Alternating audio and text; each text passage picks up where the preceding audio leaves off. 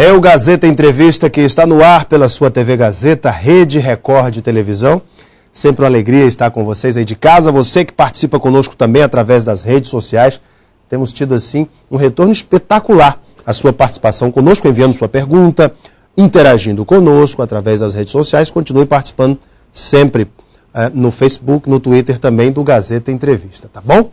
Quero começar o programa dando uma dica especial para você que sonha com o seu carro novo em 2012. Que tal ter um Kia? Olha, a Kia Motors está com uma promoção aqui em Rio Branco, na Auto Acre, sensacional. O Cerato top de linha de 76 mil por apenas 72.200. É isso mesmo, Cerato top de linha, com câmbio automático de 6 marchas Tiptronic com trocas no volante, duplo airbag, ABS e EBD, itens de segurança sofisticadíssimos, rodas de liga leve aro 17 polegadas e muito mais por apenas R$ 72.200, uma promoção por tempo limitado na Auto Acre. Aproveite e conheça também a linha Bongo, os comerciais leves da Kia, que são um sucesso de público e crítica em todo o Brasil. Kia no Acre é Auto Acre, Triângulo, em frente à Record Distribuidora. Tenho o prazer de receber em nossos estúdios Dr. Marcos Pereira, presidente nacional do Partido Republicano Brasileiro, o PRB. Dr. Marcos Pereira, especialista em Direito Processual Penal pela Universidade Presbiteriana Mackenzie, professor universitário de Direito, advogado com atuação no Brasil e também em Portugal, e membro fundador da CJLP, a Comunidade de Juristas de Língua Portuguesa. Eu bato um papo com o presidente do PRB, até porque o partido veio das eleições de 2010 muito forte. São 8 deputados federais, 1 senador da República, 17 deputados estaduais e 1 distrital, 780 vereadores no Brasil, 55 prefeitos, 33 vice-prefeitos e uma meta ousada para o Brasil e também para o Acre. Presidente, muito boa noite.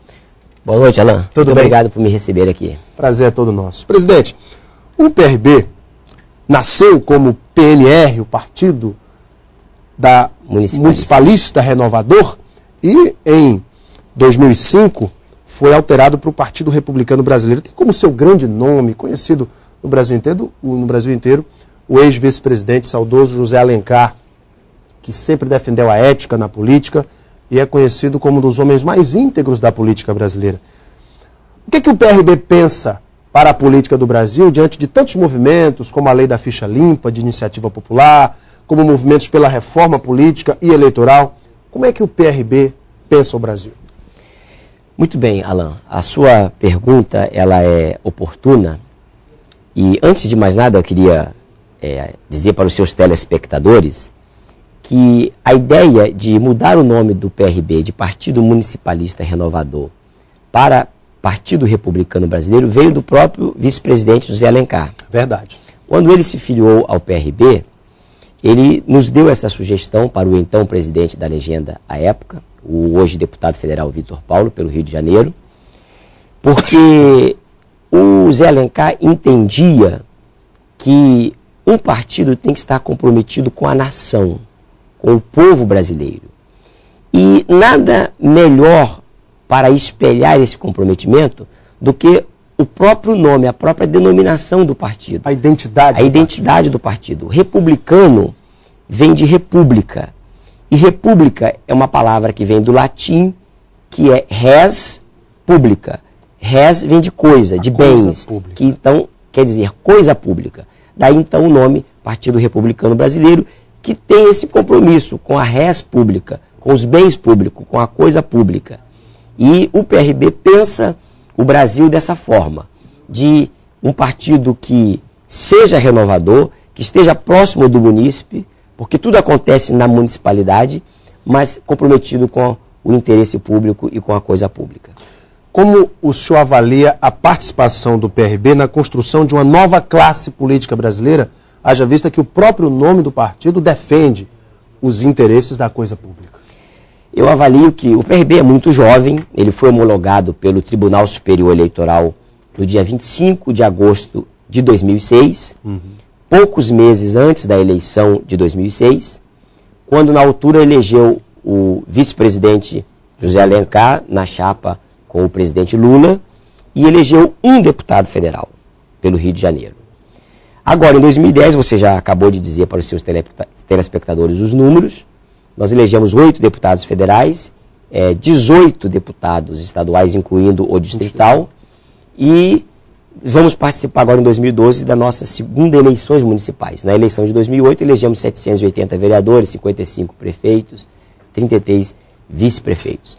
Mas o PRB está preocupado não com a quantidade, mas sobretudo com a qualidade do homem público, a qualidade do político, e isso faz com que nós estejamos preocupados em trazer para a nação brasileira uma novidade na política.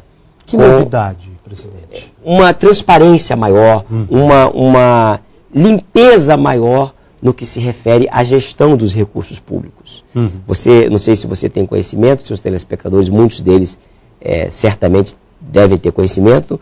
No ano passado, por exemplo, o PRB apresentou uma representação na Procuradoria-Geral da República, em Brasília, contra o presidente do Comitê Organizador Local da Copa do Mundo, que coincide e acumula o cargo com a presidência da CBF, Ricardo Teixeira. O senhor Ricardo Teixeira, porque entendeu o partido que, em havendo o envolvimento de muitos recursos públicos no desenvolvimento e na preparação da recepção do evento Copa do Mundo em 2014 no Brasil, então, sendo esse cidadão acusado de muitos envolvimentos, processos, inclusive fora do Brasil, na Suíça, na Europa, etc., nós entendemos que, em benefício do interesse público e da res pública, promover essa representação. Ora, então, nós estamos nesse condão, nessa linha, nessa esteira de aquilo que é bom para o povo brasileiro, nós apoiamos. Aquilo que é ruim para o povo, nós não apoiamos. Conforme suas palavras, presidente, o PRB, portanto, é favorável que o Supremo defina pela constitucionalidade da lei da ficha limpa e pela sua imediata aplicação nas eleições deste ano? Sim, somos totalmente favoráveis.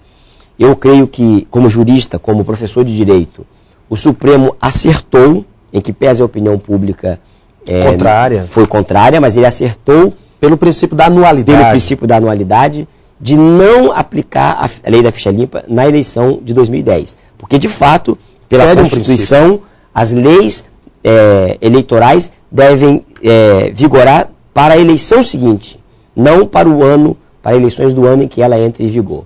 Então, eu acredito que o Supremo acertou, mas nas eleições de 2012 eu não tenho dúvida que o Supremo, agora ainda no primeiro semestre, com a composição nova, com a posse da nova ministra, vai decidir favorável à aplicação da lei da ficha limpa, porque é uma lei, inclusive, de iniciativa popular e que tem todo o nosso apoio e que agora sim, passado a anualidade, tem total eficácia e aplicação no ordenamento jurídico brasileiro.